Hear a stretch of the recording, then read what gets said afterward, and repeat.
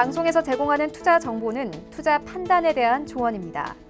방송에서 제공하는 주식의 가치, 가격 상승 및 가격 하락에 대해서는 방송사에서 보장하지 않습니다. 이 시각 헤드라인 뉴스입니다. 중국 관영 매체가 한미 정상회담 공동성명에 대만 문제가 언급된 것을 두고 잘못된 일이라고 시인하는 주장을 폈습니다. 중국 정부는 내정 간섭을 용납할 수 없다는 공식 언급 외에 추가 대응을 하지 않고 있지만 관영 매체가 나서 논란을 부추기는 모습입니다. 한국은행이 현 0.5% 수준의 기준금리를 유지키로 결정해 지난해 7월 이후 8차례 연속 동결했습니다. 인플레이션 우려가 커지고 있지만 코로나19 여파에 따라 섣불리 금리를 올릴 수 없다고 판단했고 반면 올해 경제 성장률 전망치는 4.0%로 대폭 상향 조정했습니다. 정부가 최근 철근 품귀 현상이 벌어지자 합동점검반을 구성해 사재기 등 시장 교란 행위 점검에 나서기로 했습니다. 이와 별도로 국내 철강사들은 철강 수급 안정을 위해 올해 2분기 철근 생산량을 전분기보다 20% 이상 늘려 공급기로 했습니다. 포스코그룹이 세계 1위 해상풍력 발전사인 오스테드와 그린수소 사업을 추진합니다. 이번 MOU로 오스테드는 해상풍력 프로젝트를 개발하고 그린수소 생산시설을 한국에 구축하게 되며 포스코는 풍력 발전을 활용한 그린수소 생산에 동참합니다. 네, 시청자 여러분 안녕하십니까? 오늘장 내일장 출발합니다. 한수정입니다. 계속해서 지지부진한 장세 속에 이렇게 지수가 하방 지지대를 받고 이제는 보합권의 움직임 보여주고 있는 흐름입니다. 오늘도 외국인과 기관의 동반 매도 속에 시장이 상승으로 출발을 했다가 급격히 하락하는 모습 나타났었는데요. 현재는 다시 반등이 나오면서 보합권의 움직임 나타내고 있는 양시장 보여주고 있습니다. 계속해서 이렇다 할 호재가 없는 상황 속에서 오르는 종목들은 그냥 경기 회복에 대한 기대감으로 경기 민감주, 건설주들 있다 이렇게 보시면 될 것 같은데요. 이 지루한 흐름이 언제까지 이어질지 저희와 함께 지켜보시면서 시장 전략 챙겨보시기 바라겠습니다. 아래 전화번호 02-3153-1611 또는 1612번으로 전화 주시거나 100원의 정보 이용료 부과되는 샵 0082번 문자 보내주시면 이어서 종목 상담 도와드리니까요. 지금부터 미리미리 접수해 주시기 바라겠습니다. 또 금일 본 방송에서 제공해드리는 정보는 투자 판단에 대한 조언입니다. 해당 종목의 가치와 수익률 보장해드리지 않는다는 점 참고하시길 바라겠습니다. 자, 그럼 먼저 오늘장 이슈부터 알아보도록 하겠습니다. KTB투자증권 이성훈 과장 전화 연결돼 있습니다. 안녕하십니까? 네, 안녕하십니까? 네. 최근 우리 시장의 순환매 장세가 정말 빨라지는 것 같습니다. 계속해서 시장을 주도하는 섹터들이 좀 주목을 받고 있는 상황인 것 같은데요. 그동안 별 관심을 받지 못했던 음식료 업종이 또 있습니다. 최근에 흐름들이 살짝씩 나오고 있는데 이 부분에 대해서 좀 말씀해 주신다고요? 네, 우선 음식료 업종 같은 경우에 실적 개선 기대감이 좀 커지는 상태인데 우선 앵커님께서 말씀하셨듯이 이 순환매 장세, 순환매 장세에 의해서 이제 민감주 대비해서는 내수 소비재에 대한 관심을 가져야 되는 게 맞다라고 좀 판단되고 있고, 우선 음식료 같은 경우 이번 주 지난 화요일부터 주가 상승 여력이 많이 나와주고 있는데. 이 다른 업종 이 경기 민감주 대비해서 상승 여력에 대한 부분이 외국인과 기관 쪽에서의 매수세를 본다고 하더라도 확연하게 차이 난다라고 볼 수 있겠고요. 지금 현재 음식료 업종의 12개월 PE를 본다고 하더라도 12배 정도 수준입니다. 이 수치 같은 경우에는 어떤 2010년 이후에 봤을 때도 역대급 어떤 디스카운트 가격이라고 좀 볼 수 있겠고요. 작년부터였죠. 이 곡물가 가격의 상승에 의한 이 원가 부담에 대한 부분에 있어서 실적 우려와 함께 주가 상승이 좀 제한됐던 구조로 갔었는데, 하지만은 이런 부분이 이미 좀 주가에 많이 반영되지 않았나라고 좀 판단되고요. 이 곡물가는 여전히 부담인 상태이기 때문에 우선 실적에 대해서 플러스로 급격하게 상승한다는 것보다는 이 어느 정도 이 주가에 반영되는 부분, 실적에 대해서 마이너스 작용하는 부분은 점점 나아지는 구조로 가지 않을까라고 판단이 됩니다. 그렇기 때문에 어떤 펀더멘탈 상으로 봤을 때 민감주 대비해서 떨어질 가능성도 있긴 하겠지만, 제가 봤을 때는 순환매 관점에서 최근 어떤 주식시장과 연결했을 때는 충분히 매수할 만한 업종이라고 좀 판단이 되고 있고요. 이 1분기 실적 발표가 대부분 끝났는데 이 업체들이 2분기에서 3분기까지 원가 부담에 대한 가중 부분을 어떻게 해소하냐가 굉장히 중요하지 않나 이렇게 생각이 됩니다. 가장 중요한 부분이 판매 가격 인상이라고 좀 볼 수 있겠는데요. 상반기 때도 많이 좀 시행하고 있지만 하반기 때도 이 판매 가격에 대한 인상 부분 하는데 큰 무리는 없지 않을까라고 판단되면서 이 실적 악화에 대한 우려감은 좀 어느 정도 끝날 가능성도 있지 않나 이렇게 좀 판단되고 있습니다. 이 안에서 좀 관심으로 말씀을 드리면은 이 하이트 진로 그리고 제주 맥주 순으로 좀 말씀을 좀 들어가겠는데요. 이 하이트 진로 같은 경우에는 1분기 영업이 519억으로 예상 대비해서 좀 좋게 나왔습니다.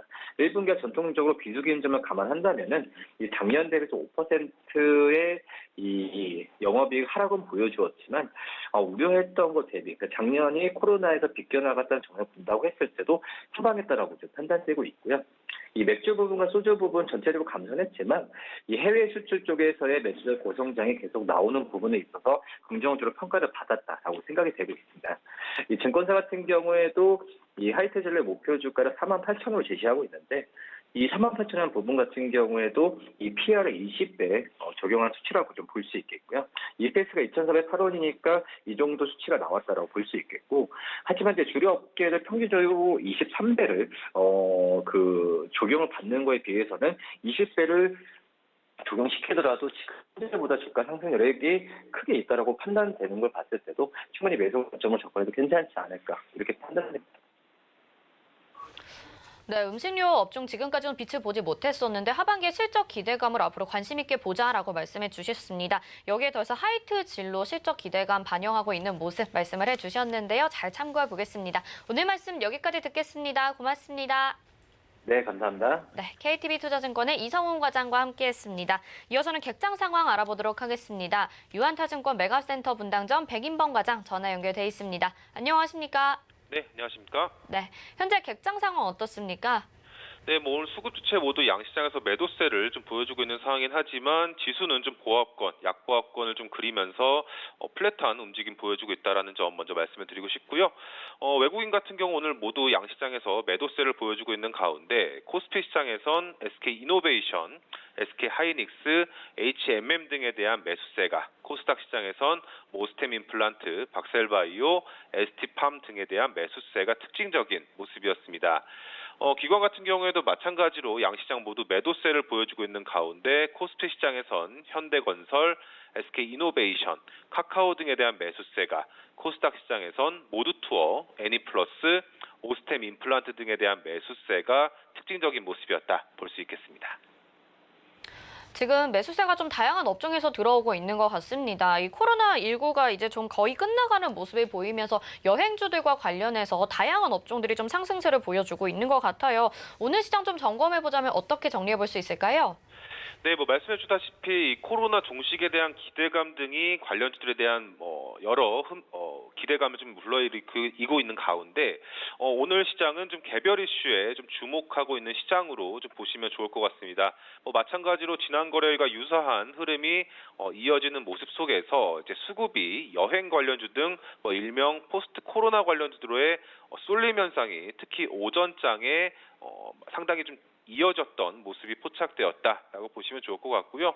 연이어 강세를 보이는 여행 관련주들 같은 경우 아무래도 잘 아시다시피 이 백신 접종 확대에 기대에 따른 이 노마스크 기대감이 연일 유입되면서 여행 관련주들 대부분이 52주 신고가 좀 기록하는 모습 등이 좀 나오고 있다라는 점에서 관심을 좀 두셔야 될 것 같은데 아무래도 신규 로 좀 진입하는 입장에서는 단기 급등에 따른 부담감도 좀 있습니다. 하지만 그간 장기간 좀 눌려왔던 주가 회복의 신호탄이 될 것이다라는 기대감도 반대급부에서는 투자자들을 유입시키고 있다라는 점으로 분석을 해보시면 좋을 것 같고요.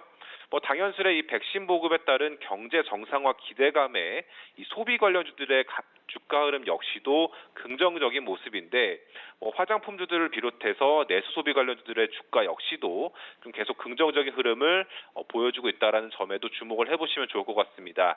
또 거기에 좀 다른 유형이지만 그 오세훈 서울시장이 이 재개발 활성화 대책을 내놓은 가운데 이 정부 정책 등과 더불어서 이 국제유가 상승에 따른 해외 플랜트 수주 기대감까지 좀 더해지며 이 건설주들의 상승 요인으로도 좀 시장의 주목을 좀 받고 있다. 그리고 거기에 더해서 이 원자력 발전 같은 경우에도 이 차세대 원전 개발 관련 모멘텀이 한미 정상회담 이후에 계속 이제 모멘텀이 붙으면서 이 원전 관련주들의 상승세 역시도 이번 주 들어서 계속 강해지고 있다라는 점 등도 점검해 봐야 할 포인트다라고 보시면 좋을 것 같습니다. 일단 큰 틀에서 지수가 이제 조정 속에서 좀 개별 종목 장세가 이어지고 있는 상황이 이어지고 있다라는 점 염두를 해보시면 좋을 것 같고요. 시장은 이 포스트 코로나 이슈, 정책 이슈 등 개별 이슈에 주목하는 시장 흐름이 이어지고 있다는 점 등이 시장에서는 복합적으로 작용하면서 오늘 시장 내에선 모두 투어, 참 좋은 여행, 한세실업, 롯데쇼핑, 현대건설, 두산중공업 등의 여러 업종 내 종목들의 강세가 산별적으로 좀 눈에 띄었던 모습이었다라고 정리해 볼 수가 있겠습니다. 네, 노후 마스크에 대한 기대감과 함께 원자력 개발에 대한 상승세 그리고 건설업종 강세 이렇게 말씀을 해주셨습니다. 오늘 말씀 여기까지 듣겠습니다. 고맙습니다. 네, 감사합니다. 네, 이 시각 객장의 백인범 과장이었습니다. 이어서는요, 이 시각 시황을 브리핑해 드립니다. 또 상승하는 업종과 하락하는 업종도 정리해 드리는데요. 이 시각 시황 브리핑 이용석 캐스터가 전해드립니다. 안녕하세요. 캐스터 이용석입니다. 양시장 현재 방향이 갈리는 모습 보이고 있습니다. 모두 보합권에 머물고 있는데요. 현재 코스피 지수부터 살펴보겠습니다. 네, 코스피 지수 현재 0.05% 하락한 약보합권에 머물고 있습니다. 네, 3,166포인트 나타내고 있네요. 다음 코스닥 지수 보시죠. 네, 0.37% 상승한 969포인트 나타내고 있습니다. 포인트로는 3포인트 상승세 나타냅니다. 다음 수급 보겠습니다. 먼저 코스피 수급입니다. 네, 개인이 홀로 매수해주고 있습니다. 2,884억 원 매수해주고 있고요. 기관이 156억 원, 외국인이 2,303억 원 매도세 나타내고 있는 상황입니다. 다음 코스닥 보겠습니다. 네, 역시 개인이 홀로 매수해주고 있습니다. 400억 원 매수세 나타내고 있고요. 기관이 336억 원, 외국인이 19억 원 매도세 나타냅니다. 네, 다음으로 특징적인 테마와 업종 살펴보겠습니다. 오늘 상승하는 업종 테마에는 여행주, 건설주, 원자력 관련주가 있고요. 하락하는 업종 테마에는 조선주, 은행주가 있습니다. 먼저 여행주부터 살펴보겠습니다. 네, 여행주 오늘도 상승세 나타내고 있습니다. 백신 접종의 속도를 내면서 포스트 코로나 시대를 준비하는 관련주들 강세 나타내고 있습니다. 대표적으로 여행주죠. 오늘 하나투어 3.80% 상승한 84,700원에 거래되고 있고요. 모두투어가 2% 올려세우면서 26,950원, 인터파크가 3.75% 상승한 5,120원에 거래되고 있습니다. 참조원여행이 7% 올려세우면서 현재가 14,250원이고요. 노란풍선도 1%의 강세 나타내면서 28,400원에 거래되고 있는 상황입니다. 자, 그리고 다음은 건설주 살펴보겠습니다. 네, 건설주 정말 오랜만에 상승세 나타내고 있는 것 같습니다. 반가운 강세인데요. 오세훈 서울시장의 재개발 발표에 오늘 강세 나타내고 있습니다. 현대건설이 오늘 원자력 관련주로도 엮이면서 강세 더하고 있는데요. 현재 4.73% 상승한 55,400원에 거래되고 있고요. GS건설이 1.96% 상승한 44,200원, 대우건설이 2%의 강세, HDC 현대산업개발까지 현재 3%의 강세 나타내고 있는 건설 관련주입니다. 자, 이어서 원자력 관련주 살펴보겠습니다. 네, 우리나라와 미국 간 원자력 발전 동맹이 구축된 이후에 국내에서 정부와 전문가, 업계가 관련 협의에 나선 소식이 호재로 작용한 것으로 보입니다. 현재 한신기계가 21.65% 상승한 2,950원에 거래되고 있는데요. 원자력 발전에 들어가는 콤프레셔의 원천 기술을 보유하고 있어서 추후 원전 수출에 수혜를 입을 것으로 예상됩니다. 현재 21%의 강세 나타내고 있고요. 두산중공업이 4.35% 올려세운 현재가 16,800원입니다. 원자로 용기 제작이 가능한 단조 설비를 가진 세계적인 회사 중에 하나라고 합니다. 두산중공업 강세 나타내고 있고요. 에너토코가 6%의 강세, S&T에너지 9%, 일진파워까지 13%의 강세 나타내고 있는 원자력 관련주입니다. 이어서 하락하는 업종 테마 살펴보겠습니다. 오늘 조선주 하락세 나타내고 있습니다. 많이 올랐던 때 따른 조정이 아닐까 싶은데요. 대우조선해양만 현재 보합권에 머물고 있고요. 한국조선해양이 3.41% 하락한 14만 1,500원에 거래되고 있습니다. 삼성중공업이 1% 약세, 현대미포조선의 낙폭이 큽니다. 현재 6.03% 하락한 84,200원에 거래되고 있습니다. 자, 이어서 은행주 살펴보시죠. 네, 은행주도 현재 약세 나타내고 있는데요. 제주은행만 현재 빨간불 켜고 있습니다. 은행주는 올 들어 금리 상승세 속에서 큰 폭의 상승세를 계속해서 이어왔는데요. 오늘 조정받는 모습 보이고 있습니다. KB금융이 2.27% 하락한 55,900원에 거래되고 있고요. 하나금융지주가 0.77% 하락세, 기업은행이 0.93%, 우리금융지주까지 현재 1% 약세 나타내고 있습니다. 자, 그리고 오늘 LG 살펴보겠습니다. 인적 분할 후에 한 달 만에 거래를 시작하는 LG, 현재 급락세 나타내고 있습니다. 거래 정지 전 LG의 주가는 기업 분할에 대한 기대감으로 최고치 수준인 12만 6,500원에 마감된 바 있습니다. 거래가 재개된 후에 주가 향방에 관심이 쏠렸는데요. LG는 급락한 반면에 LX홀딩스는 상승세를 보였습니다. LG의 경우 거래 정지 한 달 전부터 주가가 많이 올랐고 한 달 동안 거래가 안 된 것에 대한 영향이 오늘 한 번에 주가에 반영이 되면서 주가가 떨어지는 폭이 큰 편이라는 의견도 나와 있는 상황입니다. 현재 LG 8.79% 하락한 10만 9천 원에 거래되고 있는 상황입니다. 네, 지금까지 시황과 특징적인 업종 테마 살펴봤습니다.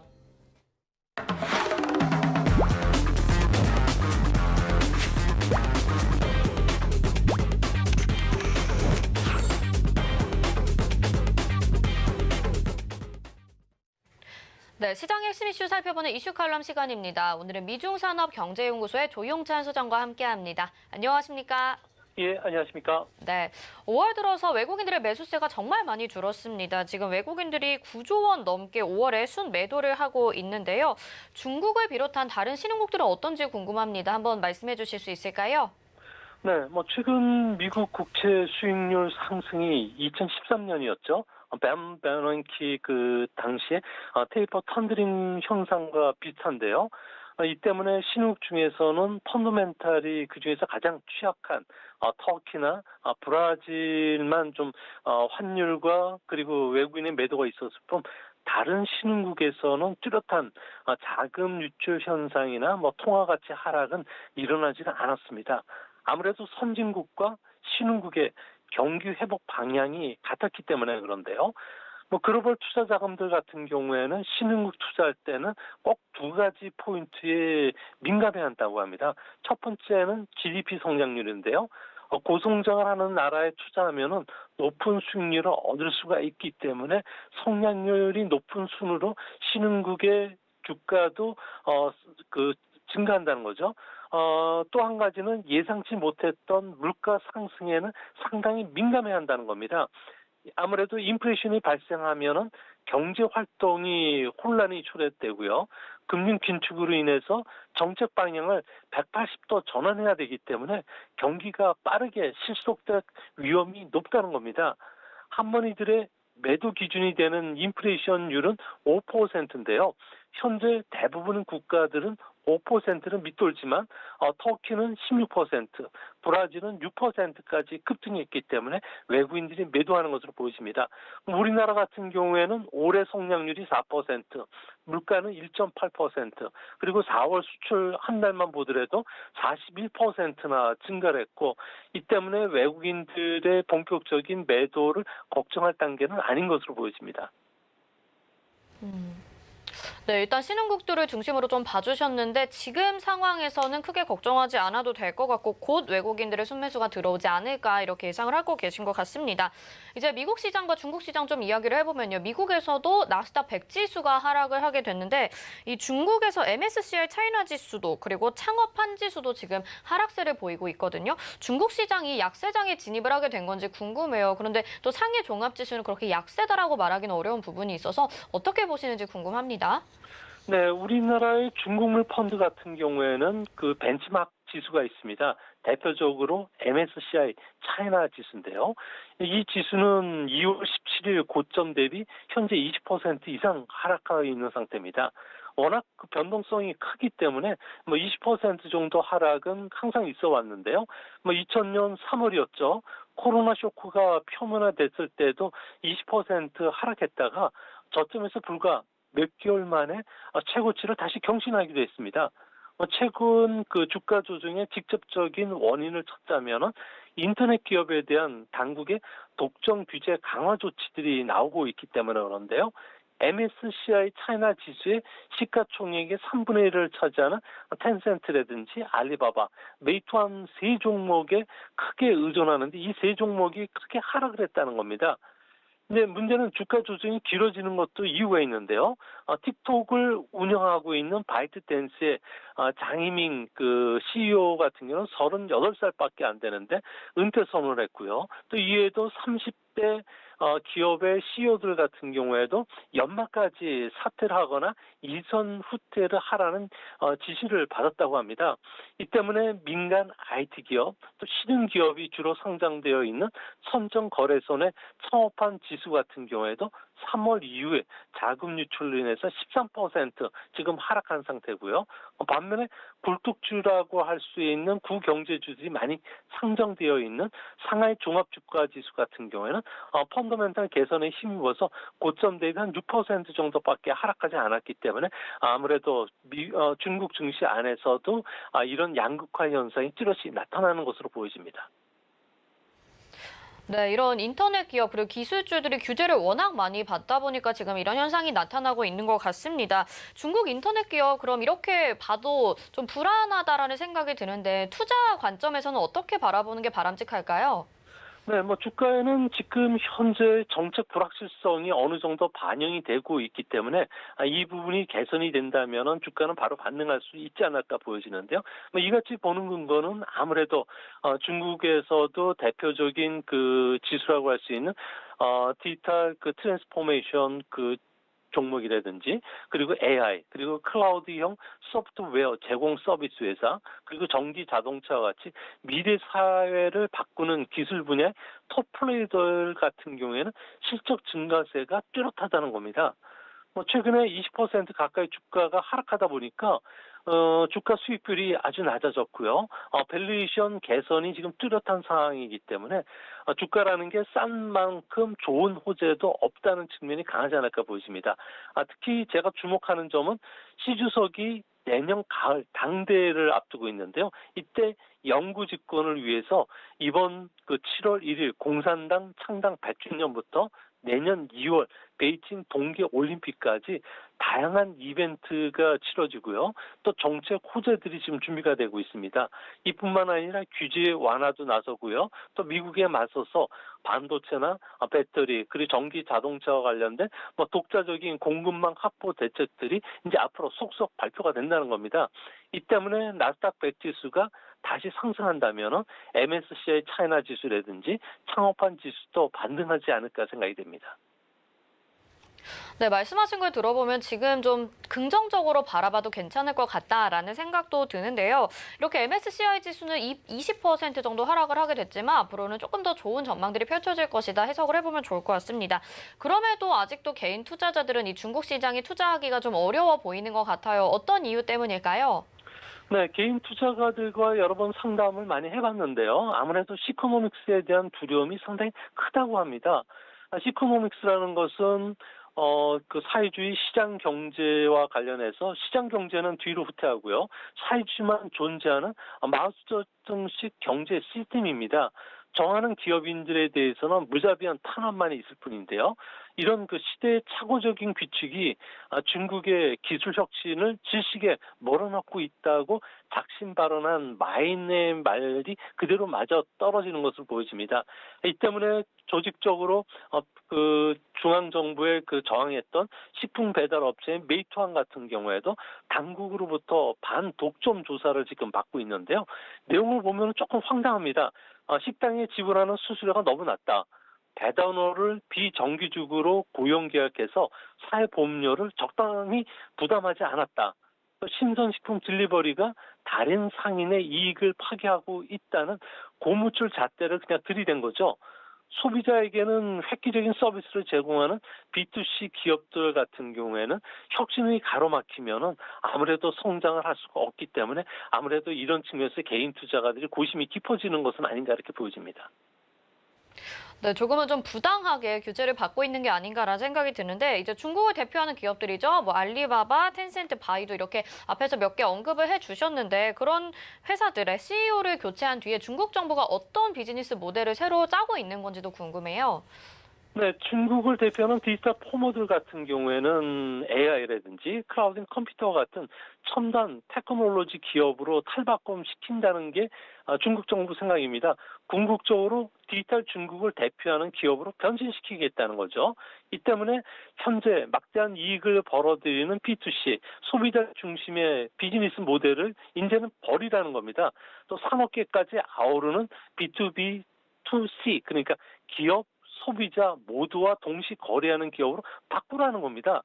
근데 대표적으로 알리바바 같은 경우는 5 뉴 전략하에 유통뿐만 아니라 제조, 금융, 기술, 데이터 기술을 모두 시장에 공개하라는 거고요. 텐센트 같은 경우에는 위챗의 클라우딩 컴퓨터, AI, 빅데이터 기술을 오픈시켜서 산업 디지털화를 지원하라는 겁니다. 소위 말해서 옷을 다 벗으라는 이야기인데요. 디지털 포머의 핵심 경쟁력은 블록체인, AI, 보안, 그리고 사물 인터넷, 클라우드와 같이 5개 핵심 기술인데 이것뿐만 아니라 이제는 얼굴 인증 기술, 디지털 결제 기술, 고객 데이터, 구매 예측, 소비자 선호 예측, 면담 내용까지도 다른 기업에 그냥 주라는 겁니다. 결국 중국 정부의 사업 모델 재구축이라는 명분하에 디지털 플랫포머들 같은 경우는 모든 것을 내려놔야 되고요. 또 얌전하게 양처럼 당의 지시를 잘 따라오라는 이야기이기 때문에 아무래도 이런 부분들이 기술주의 혁신뿐만 아니라 주가 상승에 계속 걸림돌이 되는 것은 아닌가 이렇게 보입니다. 네, 이렇게 기업들을 뭐 공중분해시키거나 아니면은 이제 국유 기업인 자회사로 만들겠다라는 전략을 취하고 있는 상황인 것 같은데요. 그렇게 된다면 이런 테크인들은 좀 마윈 같은 사람들이 좀 저항하지 않을까라는 생각이 들어요. 앞으로 어떻게 될까요? 네, 시 주석의 정책에 대해서 노라고 의사 표현을 한 사람은 마이니뿐만 아니라 다양한 테크 기업인들도 있는데요. 여기에 대한 압박 강도가 생각보다 아주 강해지고 있습니다. 레노버라든지 바이두와 같은 디지털 산업을 대표하는 16개 테크 기업의 CEO들 모임인 타이상콰이, 그러니까 우리말로 이야기해서 태산회가 갑작스럽게 압력을 받아서 해산 결정을 내렸는데요. 중국에서는 모난돌이 정이 맞는다. 돼지는 살찌는 것을 두려워하고 사람은 이름이 알려지는 것을 늘 경계하라. 그리고 권력에 맞서지 말고 당에 대항하지 말라는 격언이 있습니다.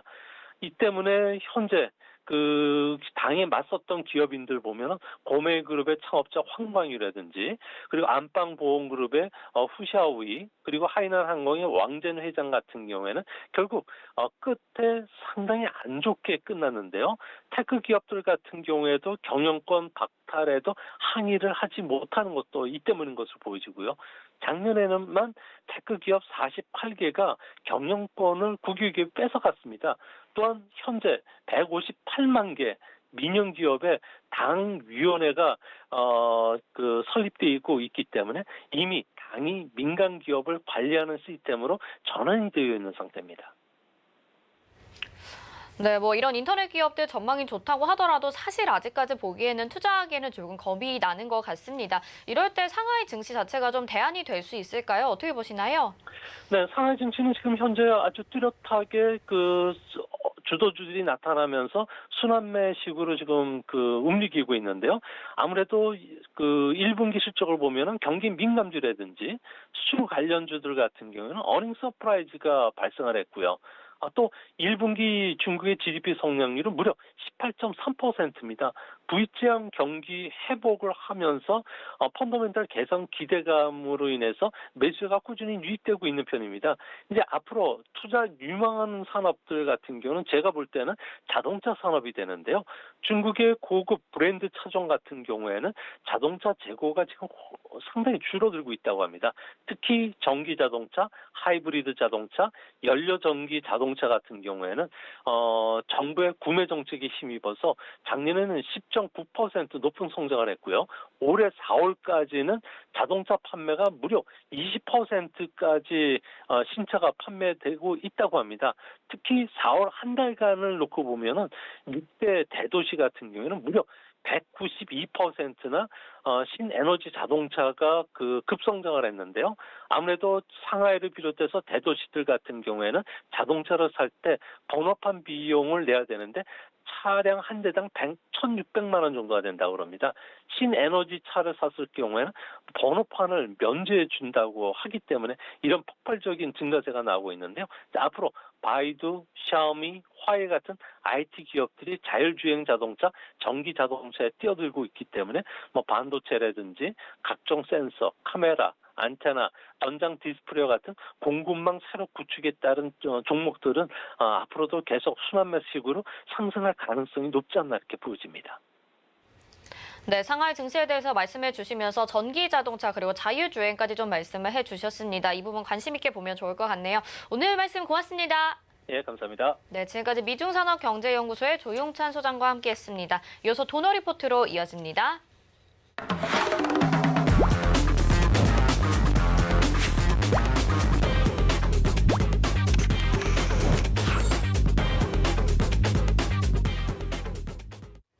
네, 돈 걱정 없는 포트폴리오 만들어드리는 시간입니다. 도너 리포트, 오늘도 샘플러스 이주연 전문위원과 함께합니다. 어서 오세요. 네, 안녕하세요. 네, 운영 원칙 먼저 만나보겠습니다. 도너 리포트 운영 원칙입니다. 일주일에 2종목만 공개 변경하죠. 종목 공개 요일은 매주 월요일과 또 게릴라성으로 한 요일에 공개됩니다. 종목 공개 시 방송에서 2종목을 소개해드리는데요. 그중에서 편입될 종목은 방송 끝나고 3시에 서울경제TV 오늘장 내일장 노란톡방에서 공개합니다. 노란톡 검색창에 서울경제TV 오늘장 내일장 검색하시고 입장하시면 되겠습니다. 네, 지금까지의 누적 수익률 만나보시죠. 네, 도너 리포트 총 누적 수익률 496.2% 기록을 하고 있습니다. 최근의 종목들 보시면 에이테티엔, 웹젠, 삼성출판사, 손절가 터치했고요. 덱스터가 15.9% 수익 내줬었고 포트 제외시켰습니다. 오스템도 0.9% 수익 구간에서 포트 제외시켰고요. 다음 종목들 보겠습니다. 네이버가 17.7% 아주 좋은 수익률로 목표가 달성을 했고요. SNK가 15.2% 목표가 달성하고 나왔습니다. 다음 종목들 손절가 짧게 잡아서 빨리 나왔던 종목들이고요. SM라이프 디자인이 8.4%, TS 인베스트먼트가 24.2%, 우성사료가 16.6%, IHQ가 12.5% 수익 내줬고 IHQ는 포트 제외시켰습니다. 다음 종목들 보겠습니다. 보성파워텍이 12.7%, M게임이 10.1% 수익 내줬고요. 나머지 종목들 손절가 터치한 종목들도 있죠. 다음 보시겠습니다. 보령제약이 12.9%, 대성파이텍이 12.4%, SM라이프 디자인이 23.5%로 한 번 더 수익을 내주고요. 제로투세븐이 11.1% 수익 내줬습니다. 네, 손절가 터치한 종목도 있고 HMM이 20.2% 수익 내주면서 포트 제외시켰고요. 현대코퍼레이션도 0.5% 수익 구간에서 포트 제외. 서현이 지금 손실 나면서 나왔었죠. 신성델타테크가 15.4%로 목표가 달성하고 나왔습니다. 현재 포트 보겠습니다. 현재 총 4종목 담겨 있는 상황이고요. 메디포스트, 금호석유, 남해화학 가지고 있습니다. 안랩이 0.6% 오늘 수익 구간입니다. 네, 안랩도 무난하게 상승할 거라고 말씀을 해주셨는데 그대로 좀 따라가고 있는 것 같고요. 남아있는 종목들 한 종목씩 AS 들어보도록 하겠습니다. 위원님 도와주시죠. 네, 도너 리포트 시장 흐름 좀 괜찮게 움직이다 보니까 나쁘지 않게 반등이 잘 나와주고 있는 것 같아요. 지금 아침에 제가 이제 방송에서 잔소리 시간대 시황 이야기 드리면서 단기적인 지금 상승 추세 흐름을 지켜주려고 하는 그런 모습이 이어질 거다라고 이야기 드렸는데 3,140포인트 정도 됐죠, 오늘 저점이. 이 구간이 지금 확대해서 보게 되면 보시는 것처럼 이렇게 그 추세대 하단 부분을 밟고 반등이 나왔다는 걸 알 수 있습니다. 이 지금 고점에 연결되어 있는 저항을 돌파를 해야 되는 그런 시점이다라고 보시면 될 것 같고요. 오늘 종가까지는 아직 시간 좀 남았지만 어쨌든 지금 이 하단 부분을 밟고 시세가 나와준다고 하면 굉장히 괜찮은 흐름이 내일은 나오지 않겠나라는 생각이 들고요. 기술적인 부분을 지금 이야기 드리는 부분이지만 어디까지는 이제 지금 시장의 어떤 악재라든지 이렇게 우리가 굉장히 안 좋게 받아들일 수 있는 부분들은 좀 극히 적지 않나라고 생각이 듭니다. 기존에 뭐 인플레이션, 어제도 말씀드렸고 그제도 말씀드렸던 인플레이션이나 테이퍼링 관련된 그런 이슈들은 어디까지나 뭐 계속 나오는 이야기들이고 모두가 다 알고 있는 이야기들이기 때문에 단기적으로 시장에 충격은 줄 수 있지만 결국은 상승을 하는 흐름으로 가게 된다라고 이야기를 여러 차례 드렸죠. 그래서 시장에 이제 맷집이 좀 많이 키워진 만큼 이 부분에 대해서는 딱히 크게 걱정을 안 하셔도 될 것 같다라는 부분입니다. 자, 그렇다면 이제 시장은 뭐 괜찮은 흐름이 좀 이어질 거고 조정이 나올 때도 올라가는 섹터들 지금 굉장히 괜찮게 나오고 있는 상황이고요. 코스닥 같은 경우도 지금 단기 추세 저항을 돌파하기 직전, 그러니까 지금 21선 저항이 오늘 상단 부근인데 요 구간 돌파하고 안착해준다면 무난하게 또 흐름이 좀 진행되지 않겠나라는 생각이 드니까 그 부분을 좀 참고해 보시면 좋지 않겠나라는 생각이 듭니다. 주봉상 이렇게 흐름을 보게 되면 코스닥 같은 경우에 이렇게 추세대 흐름이 딱 잡혀 있어요. 그래서 추세대 하단 부분에서 뭐 반등이 나오는 흐름들 생각을 한다 하면 그동안 이렇게 올라오고 조정받고 올라오고 조정받고 또 올라왔다가 지금 조정이 추세대 하단 부분까지 내려왔으니까 요구만 지켜주고 올라간다 하면 상승 흐름이 이어질 거다. 이런 기술적인 분석인데 그렇다면 여기 이제 펀더멘탈적으로 내려갈 만한 그런 뭐 이유가 있냐? 지금 유동성장에서 뭐 테이퍼링을 한다든지 아니면 금리 인상을 한다든지 이런 이야기가 확정적으로 나오기 전까지는 그럴 가능성은 적다 이렇게 보시면 될 것 같습니다. 그래서 아마 시장이 좀 상승하는 흐름이 위원님. 말씀 중에 죄송한데요. 혹시 차트를 보면서 좀 확인을 하고 싶은데 차트 한 번 더 보여주실 수 있을까요? 지금 네, 켜지는 걸 알겠습니다. 다시 한번 켜주셔야 될 것 같아요. 네. 지금 차트가 문제가 있었나 보네요. 네네. 자, 지금 다시 한번 껐다 켰는데 한번 확인해 주시고요. 제가 차트에서 다시 설명을 드릴 텐데 지금 보시면 지금 코스닥 같은 경우 긴 흐름에서 우리가 이렇게 본다고 하면 요 추세대 노란색 선으로 제가 상단 하단을 이렇게 만들어 놨는데 요 추세대 하단 부분에서 지지를 받고 다시 추세대 상단까지 갔다가 조정이 나오고 다시 올라왔다가 또 조정이 나오고 이제 이렇게 움직인다라는 거죠. 그래서 이런 트렌드를 만들어 놓은 상황, 상승 추세가 만들어져 있는 상황에서 지금 현재 주가 지수 위치가 보시면 이 추세대 하단 부분이다. 그렇다면 여기서 지지를 받고 반등을 하는 흐름이 될 것이냐 아니면 하락을 할 것이냐라는 부분을 생각을 해봐야 되는데 과연 하락할 만한 이유 그리고 상승할 만한 이유가 있나라고 생각을 해본다면요. 그동안에 뭐 코로나가 터지고 나서 경기가 안 좋은데도 지수가 계속 상승을 해왔습니다. 그 이유가 바로 유동성 장세라는 부분 때문이었는데 그렇다면 여전히 지금 유동성은 공급이 되고 있는 상황이기 때문에 시장 흐름은 계속 상승할 가능성이 높다라는 부분이고요. 이 유동성을 멈추는 테이퍼링 그리고 금리 인상 뭐 이런 이야기들 긴축이 나오지 않는 이상은 계속 상방으로 보고 접근을 해도 좋다라는 관점입니다. 그래서 시장이 오를 때는 현금 비중을 늘려두고요. 내려올 때는 이런 식으로 저점 구간에서 주식 비중을 늘려간다. 요런 이야기를 계속 지금 드리고 있는 거예요. 그래서 코스닥은 지금 현재 이런 큰 트렌드 상의 하단 부분이기 때문에 일봉상 20선 부근을 세워준다면 괜찮은 흐름이 단기간에 좀 이어질 거다라는 관점인 거고요. 뭐 코스피 역시 보시면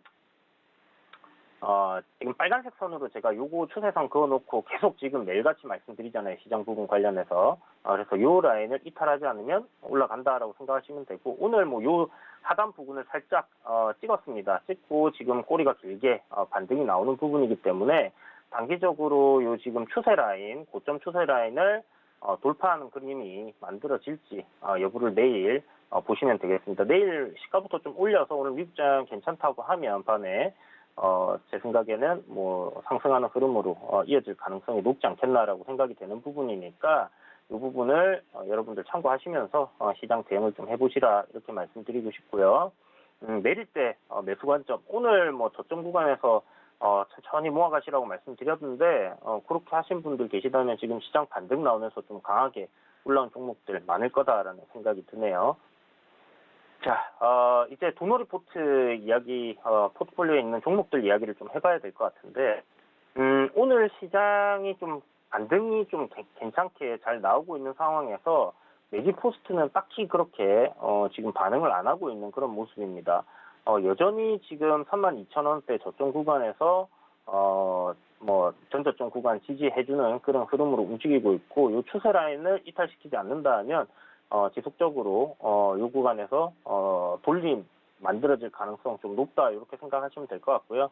제가 그동안 이제 조정이 나올 때 매수하는 관점으로 이야기를 드렸었는데, 어저께는 이제부터 좀 관망을 해보자라고 말씀을 드렸던 부분이, 요 라인을 일단 지지를 하는 흐름이 이어지고는 있지만 아직 정확하게 추세를 전환을 했다라고 볼 수는 없을 것 같아요. 보시면 단기적인 추세는 이렇게 지금 만들어져 있던 부분을 벗겨내기 위한 그런 흐름이 이어지고는 있지만, 아직은 정확하게 이 하락 트렌드를 완전히 벗겨내고 상승 트렌드로 바뀌었다라고 볼 수는 없습니다. 그래서 21선 위로 주가가 올라오게 되면요, 제가 생각하는 이 하락 트렌드, 단기 하락 트렌드를 좀 벗겨내는 그런 그림이 될 것 같으니까, 20선 이후 주가가 안착하는 그림을 보고 나서 우리가 추가 매수 아니면 신규 매수를 하셔도 늦지 않은 종목이니까, 지금은 일단 보유한 물량 정도만 그대로 관망하시는 전략 이대로 가보도록 하겠습니다.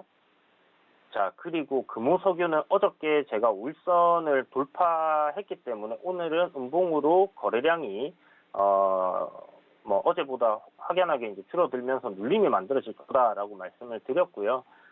그리고 노란톡방에서 오늘 저점에서 더 사야 되나 말아야 되나 막 사람들 고민하고 계실 때 지금이야 이렇게 말씀드리면서 알려드렸죠. 사실 그렇게 무방해서까지 이제 알려드리지는 않는데, 사실 이 지금 보시면 금호석유 도노리포트에 편입돼서 약수익권 들어오신 분도 계실 거고요. 아직 손실권인 분들도 계실 텐데, 워낙 좀 많이 빠진 상황이다 보니까 제가 그렇게 또 이야기를 드렸습니다. 그렇지만 그렇게 톡방에서 이야기를 안 드린다 하더라도 지금 보시는 도노리포트 코너에서 이야기를 다 드리고 있고요. 5일선 부근에서 어저께 말씀드렸다시피 매수를 추가 매수를 해보면 좋다라고 말씀드렸던 부분이 바로 이런 관점이다, 이렇게 생각하시고, 이제 단기적으로는 이 고점과 저점의 중간 정도 기술적 반등은 올라올 수 있는 구간이다라고 이야기를 드렸잖아요. 그래서 한 요 정도 26만 원 선까지는 그냥 무난하게 이렇게 올라온다라고 생각하시면 될 것 같고요. 아마 21선 부근까지는 21선 저항을 좀 받을 텐데, 그 부분까지는 무난할 거고, 그거 좀 돌파하고 조금 더 쉽게 올라오지 않을까라는 생각이 듭니다. 현재 그 종목별 수급 현황을 보면요, 금호석유 수급이 이 조정 내려올 때 정말 하늘에 빵꾸 난 것처럼 주가가 뚝뚝뚝뚝 빠지면서 이제 밀려 내려왔는데, 그 주범이 바로 기관들이었습니다. 그런데 이 기관들이 다시 매수세로 지금 바닥권에서 이제 또 모아가고 있다라는 거죠. 그래서 실적이 굉장히 좋고 2분기도 실적이 잘 나올 거라고 이렇게 예상이 되는 그런 종목들이기 때문에 결국은 주가 조정폭은 제한적일 수밖에 없지 않나라는 생각이 들고요. 큰 악재가 터지지 않는 이상은 제 생각에 박스권 상단까지는 무난할 거고, 그리고 1분기 나온 실적을 봤을 때는 올해 실적 예상치 굉장히 크기 때문에 추가적인 상승 흐름은 분명히 나올 가능성 크다. 그래서 시장이 어지럽고 안 좋을 때는 실적이 확실히 눈에 찍히고 확실히 좋아질 수 있다라는 그런 종목들 위주로 여러분들이 공략을 하시고요. 다 모든 사람들이 테마주나 급등주들을 할 수 있으면 좋겠지만, 그런 부분들은 실력이 어느 정도 쌓여야지 여러분들이 수익을 낼 수 있는 부분이고, 더 빠르게 수익을 내기 위해서는 많은 공부가 필요합니다. 그래서 그런 관점이 아니라면 내가 이제 직장 다니면서 투자를 해야겠다 하시는 분들께서는 이런 식으로 실적을 보고 접근을 하셔도 무난하게 수익을 낼 수 있는 종목들이 상당히 많다라는 부분 다시 한번 말씀드리고 그렇게 한번 접근을 해보시는 게 좋겠습니다. 다음 종목이 이제 남해화학인데요. 남해화학 오늘 지금 이 윗골이 달린 날 제가 말씀드렸다시피 자연스럽게 나오는 윗골이고, 상승해서 울선 위로 쭉 올라가는 흐름이 만들어진다면 한 2거래일 안에 이 꼬리를 메우러 가는 흐름이 만들어질 거다라고 이야기 드렸는데 오늘 음봉이 굉장히 좀 마음에 드는 모습이에요. 그래서 제 생각에는 이거 지금 신규로 없는 분들 마이너스 한 3%, 4% 정도 포트 상에는 이제 잡혀 있는데 신규로 매수를 하셔도 괜찮은 위치다라는 생각이 듭니다. 그래서 오늘부터 이제 음봉이 나올 때는 분할로 담아 가셔도 괜찮다 이렇게 말씀드리겠고 내일 만약에 시가 띄우게 되면 단기적으로 시세가 좀 또 강하게 올라올 수 있는 그런 위치에 놓여 있다라고 보여지니까 이 부분 참고하시면 좋을 것 같습니다. 뭐 대북 관련주들 지속적으로 좀 상승 흐름 잘 나오고 있고 그리고 남해화학도 지금 뭐 그런 관련주로도 엮여 있는 부분이죠. 거기다가 신사업 진출하는 부분이 이제 선박 관련된 그런 신재생 에너지 쪽으로 사업을 진행을 하고 그리고 반도체 관련된 암모니아수 관련 사업도 진행을 한다라고 하니까 앞으로 이제 신사업 부분에서의 매출이라든지 영업이익을 생각한다면 성장성은 괜찮다라고 볼 수 있을 것 같습니다. 그러니까 그런 관점으로 지금 우상향하는 이 트렌드 내에서 하단 부근 오면 매수하고 상단에 오면 매도하고 뭐 하는 관점으로 일단은 생각을 해주시고 접근하시면 좋을 것 같아요. 자, 그리고 다음 종목은 안랩입니다. 안랩 뭐 무난하다고 말씀드렸습니다. 안철수 관련주고요. 이제 국민의힘 6월 11일 날 전당대회가 있습니다. 그거 끝나고 나면 합당에 대한 이야기 계속 나올 거고 그런 관점에서 안랩 상승 가능하고요. 지금 라운시큐어라든지 이 보안 관련주들 대부분 굉장히 좋은 흐름을 이어가고 있습니다. 그래서 안랩 역시 보안 관련주다 보니까 그런 관점에서 또 크게 상승을 함께 해줄 수 있지 않겠나라는 생각이 드니까 이 부분 참고하시면 좋을 것 같아요.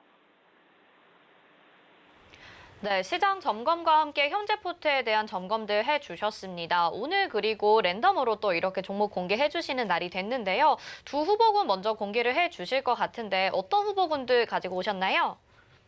네, 오늘 두 종목. 첫 번째 종목은 제로투세븐입니다.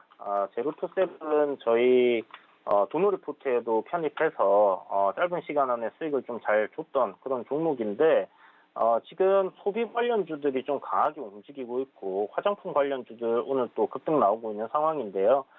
중국 산화 제한이 풀리면서 이제 이에 대한 수혜로 이 유아동 관련 용품이라든지 유아 관련 컨텐츠를 만드는 회사들 다 좀 주가 흐름이 괜찮습니다. 제로투세븐 지금 현재 고가권에서 이렇게 좀 수렴을 하는 형태로 움직이고 있는 상황인데요. 아가방 컴퍼니하고 좀 주가 같이 움직인다라는 관점에서 두 종목 다 지금 현재 굉장히 주가 흐름이 비슷하고 좋은 흐름을 이어가고 있다라는 부분에서 한번 공략을 해볼 수 있지 않겠나라는 생각이 들어서 종목을 준비를 했다 이렇게 생각하시면 좋을 것 같고 두 번째 종목은 한전산업입니다. 요새 뭐 한전기술, 뭐 한전 KPS, 한전자 달리면 좀 종목들이 굉장히 좀 급등을 하는 그런 흐름들을 보여주고 있어서 좀 유심히 종목들을 찾던 와중에 한전산업이라는 종목이 딱 눈에 띄었는데요. 이 종목은 이제 발전 설비, 운영, 정비를 하는 회사고 신재생 에너지 관련해서도 사업을 영위하고 있습니다. 이제 한전이 2대 주주고 최대 주주랑 지분 차이는 뭐 별로 없지만 일단 최대 주주가 그 자유연맹인가 하는 약간 좀 특이한 이름의 그 최대 주주가 있더라고요. 그런데 이제 어찌됐든 뭐 그게 중요한 게 아니라 일단 한전에서 이렇게 좀 진행되는 그러니까 발전 사업들에 대한 용역이라든지 이런 부분으로 인해서 매출이 꾸준하고 영업이익도 실적적인 부분에서 굉장히 무난한 그런 회사입니다. 그런데 이 회사가 지금 한 가지 이슈가 붙은 부분이 공영화를 추진을 한다고 해요. 그러니까 지금 뭐 비정규직 관련해서 좀 이슈가 있다 보니까 정부에서 이제 자꾸 정규직 전환을 하려고 하잖아요. 그래서 이런 기업들을 공영화 시켜가지고 공사처럼 만들어가지고 이제 그 정규직들을 좀 더 많이 만들겠다 이런 생각인 것 같은데 어쨌든 이 한전 산업이 이제 그런 이슈가 있다라고 보시면 좋을 것 같고요. 현재 1분기 실적이 한 63억 정도 나왔는데 한 4분기 정도 그 정도 나온다고 하면 한 뭐 240억에서 250억 정도의 영업이익이 예상이 됩니다. 그런데 일대 주주의 지분을 한전이 이제 매입을 해서 가지고 이제 공영화, 그러니까 지금 개인 주주들부터 민영화되어 있는 부분이기 때문에 시중에 풀린 주식들을 전부 다 매수를 해야지 공영화가 되겠죠. 그렇기 때문에 그런 부분에서 주가가 계속 상승을 하고 있다라는 부분입니다. 나중에 이제 이 주식을 많이 들고 있는 사람이 나 주식 안 팔겠어, 나 공영화 반대요라고 투표를 하게 되면 어쩔 수 없이 공영화 안 될 수밖에 없는 부분이기 때문에 뭐 적대적 M&A와 비슷하게 지금 그런 주가에 대한 상승 흐름이 계속 이어지고 있다라고 보시면 될 것 같고요. 적정 주가 대비 저평가되어 있고 이런 매각 이슈가 있다라고 하면 실질적으로 측정되는 그런 가치보다 프리미엄 더 얹어서 매수를 할 가능성이 높다라는 부분에서 조금 시세가 더 크게 나올 가능성 상당히 높다 보여지니까 이 부분 참고하시고 보시면 좋을 것 같습니다. 네, 오늘 가지고 나오신 두 후보군은요, 제로투세븐과 한전산업 이렇게 두 종목입니다. 이 두 종목 중에서 어떤 종목이 진짜 도너 리포트 편입될지 궁금하신 분들은요, 서울경제TV 오늘장 내일장 노란톡방 들어오시면 되겠습니다. 옆에 QR코드 찍고 간편하게 입장 가능하니까요. 지금 들어오시고요. 잠시 후 3시에 두 종목 중에 어떤 종목이 편입되는지 공개가 됩니다. 그리고 가격 전략도 챙겨드리니까요. 지금 얼른 들어오셔서 놓치지 않고 3시에 받아가시길 바라겠습니다. 자, 그리고 수고해주신 이주연 의원님 여기서 인사드리겠습니다. 고맙습니다. 네, 감사합니다. 네, 오늘장 내일장 저희가 준비한 소식 여기까지고요. 잠시 후 마감 임박 60분을 승부해서 여러분의 종목 고민 도와드릴 예정입니다. 전화번호 02-3153-2611 또는 2612번으로 전화 주시면 되고요. 문자는 100원의 정보 이용료 부과되는 샵 0082번으로 종목명 매수가 비중 지금부터 얼른 보내주시기 바라겠습니다. 또 금일본 방송에서 제공해드리는 정보는 투자 판단에 대한 조언입니다. 해당 종목의 가치와 수익률 보장해드리지 않는다는 점 참고하시길 바라겠습니다. 오늘장 내일장 여기서 마치고요. 잠시 후 마감 임박 60분의 승부로 다시 돌아오겠습니다.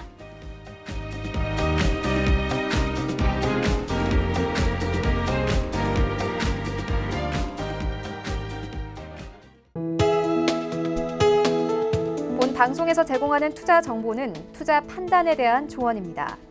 방송에서 제공하는 주식의 가치, 가격 상승 및 가격 하락에 대해서는 방송사에서 보장하지 않습니다.